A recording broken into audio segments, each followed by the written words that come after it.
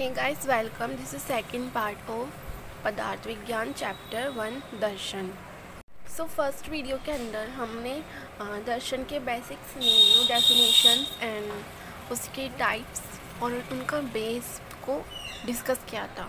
Second part में हम थोड़ा और डीप में जाके डिस्कस करते हैं और डिफरेंट काइंड ऑफ दर्शन को समझने का ट्राई करते हैं। तो जैसा कि हमने पढ़ा कि दर्शन जो है वो सत्य तत्व का ज्ञान कराता है। तो एक बात हमें याद रखनी चाहिए कि जो दर्शन है, दर्शन के द्वारा स्थूलता से सूक्ष्मता की ओर ज्ञान प्राप्त होता है। समझने के लिए देखो, एक आदमी जो बहुत ही ज़्यादा रो रहा है, सैड है, लेकिन जब वो इस पाथ में जाता है और इससे बाहर आता है तो वो ज़्यादा हैप्पी हो जाता है और उसके आसपास एक पॉजिटिव ऑरा बन जाता है। तो कहने का मतलब है, जब हम दर्शनों का अध्ययन करते हैं तो वो अध्ययन प्रारंभ होता है हमारे आसपास के अनुभव, पूरी जगत के अनुभव और इन सब से। उसके बाद हम जब आगे बढ़ते हैं तो वो मानस अनुभव यानी बाहर से अंदर की ओर गमन द्वारा ज्ञान की प्राप्ति होती है। जब हम मानस अनुभव का भी ज्ञान प्राप्त कर लेते हैं तो एंड में हमको परम तत्व यानी परमात्मा का भी अनुभव होता है, जिसके द्वारा हमारा जो ज्ञान तत्व है, ज्ञान पूरा एकदम ब्राइट हो जाता है। हमारे अंदर अज्ञान बिल्कुल भी नहीं रहता, तो ना तो हमारे अंदर शोक रहता है, ना अति उल्लास, ना अति कोई खुशी रहती है, बस हमको ज्ञान की प्राप्ति हो जाती है। तो एक तरह से हम संपूर्ण तत्व का ज्ञान कर लेते हैं जब हम पूरी दर्शनों को समझ लेते हैं। तो एंड पॉइंट पे ठीक है। तो हमने जो 6 दर्शन को मेनली डिस्कस किया है, उसके अंदर जब हम न्याय और वैशेषिक दर्शन को पढ़ते हैं तो वो अपनी जगत और इसके अनुभव पर मुख्यतः प्रकाश डालते हैं। फिर आता है मानस अनुभव, उसके ऊपर प्रकाश डालते हैं सांख्य और योग। योग को तो हम जनरली जानते भी हैं, बेसिकली जो बैकग्राउंड से नहीं है वो लोग भी जानते होंगे कि जब योग करते हैं तो मन की शांति मिलती है, माइंड को रिलैक्स फील होता है। इस तरह से हम इससे कोरिलेट कर सकते हैं। और सबसे अंत में जाकर हम परमात्मा का अनुभव करते हैं। मीमांसा दर्शन के अंदर इसका विशद वर्णन मिलता है। प्रेजेंट टाइम पे हमारे इंडिया के अंदर एक पर्सन है जिनका नाम है महेश दत्त। वो इतना ज़्यादा मेडिटेशन करते हैं और उनका जो मानना है कि उनका जो गुरु है वो उनके ही शरीर के अंदर मौजूद है, यानी कि उनका ब्रह्म तत्व शायद जागृत हो चुका है। वो ही गुरु के रूप में उसी ब्रह्म तत्व का एक अंश उनको आज्ञा दे रहा है कि तुम मेडिटेशन करो, सत्य के रास्ते पे चलो। तो प्रेजेंट टाइम पे उनकी हालत यह है कि वो 7-7 दिन तक सोते रहते हैं, 8-8 दिन तक, वो महीने भर तक मेडिटेशन करते हैं। और इस पूरे प्रोसेस पर उनका बिल्कुल भी कंट्रोल नहीं है कि वो कब अपनी सो सकते हैं। अभी इन चीज़ों के ऊपर उनका कंट्रोल नहीं है बिल्कुल भी। हम महर्षि गौतम बुद्ध को जानते हैं जिन्होंने वृक्ष के नीचे बैठकर ज्ञान की प्राप्ति की थी, और हम स्वामी विवेकानंद को भी जानते हैं जिन्होंने योग की सहायता से, योग की वो अष्ट जो योग होते हैं उसकी लास्ट स्टेज पे वो पहुंच गए थे, जिसे कहते हैं समाधि। इसी स्टेज पर महर्षि यानी कि जो हमारे स्वामी विवेकानंद थे वो भी इसी स्टेज पर थे। और कहीं ना कहीं ऐसा माना जाता है कि गौतम बुद्ध ने भी यहीं तक ज्ञान की प्राप्ति की है।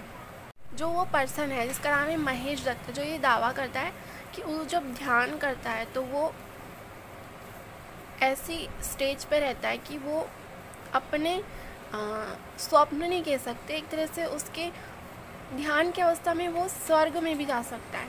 और उसका ऐसा दावा है कि जो महर्षि गौतम है और स्वामी विवेकानंद है, ये महापुरुष को अभी मोक्ष नहीं मिला है। ये अभी ऐसा बोला था उसने, ऐसे अगर जनरल लैंग्वेज में बोले कि ये लोग जो हैं अभी स्वर्ग के बाहर ही खड़े हैं।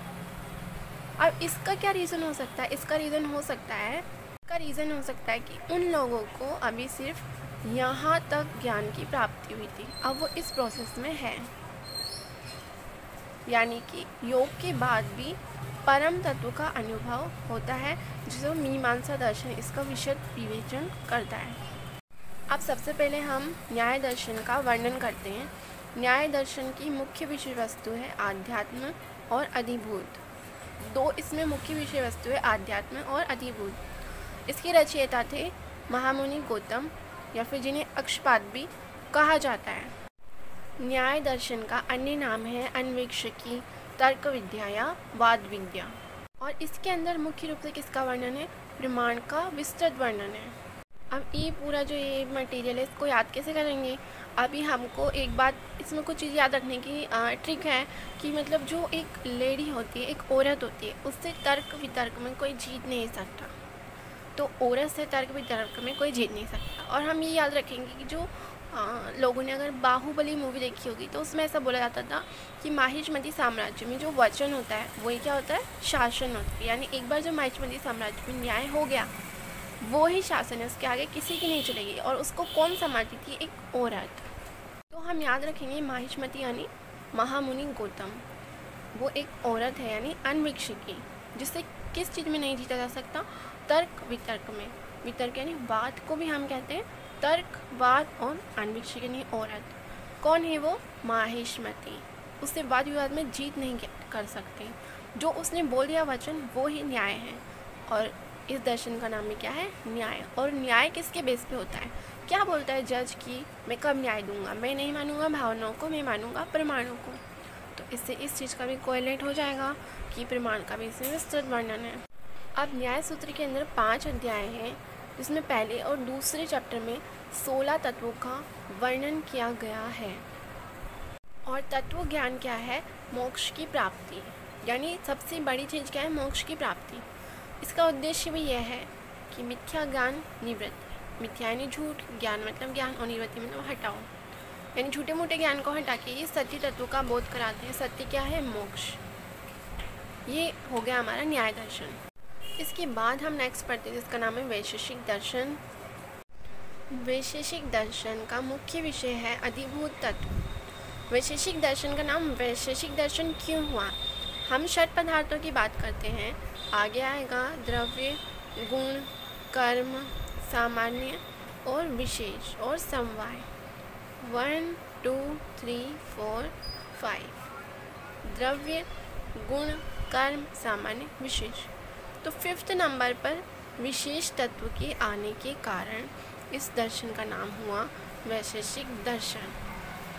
विशेष बात का भी वर्णन है, लेकिन वैशेषिक दर्शन नाम इसी आधार पर पड़ा। विशेष बात क्या है कि महर्षि कणाद द्वारा रचित वैशेषिक दर्शन में परमाणु की खोज का प्रमाण मिलता है, जो आज के परमाणु से भिन्न है। आज का परमाणु तो डिवाइड होता जा रहा है, पहले लोग बोलते थे परमाणु, अब वो बोसोन और गॉड पार्टिकल तक उसको डिवाइड कर चुके हैं। लेकिन जो महर्षि कणाद का परमाणु है वो अविभाज्य है, जिसे ब्रह्म तत्व मान सकते हैं। इसलिए इसका नाम वैशेषिक दर्शन है, क्योंकि 5वां तत्व क्या है, विशेष। इसका मुख्य विषय आध्यात्म नहीं है, अधिभूत है। अब महर्षि कणाद को हम उल्लूक भी कहते हैं। उल्लूक क्यों, क्योंकि वो रात भर उल्लू की तरह चक्कर पढ़ते थे, अध्ययन करते थे रात में भी, इसलिए उनका नाम उल्लूक हो गया। तो उल्लूक दर्शन या औलक के दर्शन, वैशेषिक दर्शन। इसके अलावा इसको कहा जाता है समान तंत्र, समान न्याय और कल्प न्याय। ये हम पढ़ चुके हैं कि द्रव्य, गुण, कर्म, सामान्य, विशेष, पंचम तत्व विशेष होने से नाम का बड़ा वैशेषिक दर्शन। अब इस पर कुछ टीकाएँ हैं। प्रशस्त पद भाष्य, व्योमवती, कीर्णावली, न्याय कंदली, संतु और 10 पदार्थी। वैशेषिक सूत्र 10 खंडों में विभक्त है। इसके अंतर्गत आज, प्रत्यक्ष और स्मृति आदि 4 प्रकार की शिक्षाएं वर्णित हैं। इसमें कौन से प्रमाण का वर्णन है, तो प्रत्यक्ष और अनुमान प्रमाण का वर्णन है। So it's all about today. न्याय दर्शन और वैशेषिक दर्शन दोनों जगत और इसके अनुभव से जुड़े हुए हमने अध्ययन कर लिए। नेक्स्ट पार्ट में हम कवर करेंगे मानस अनुभव यानी कि सांख्य और योग को।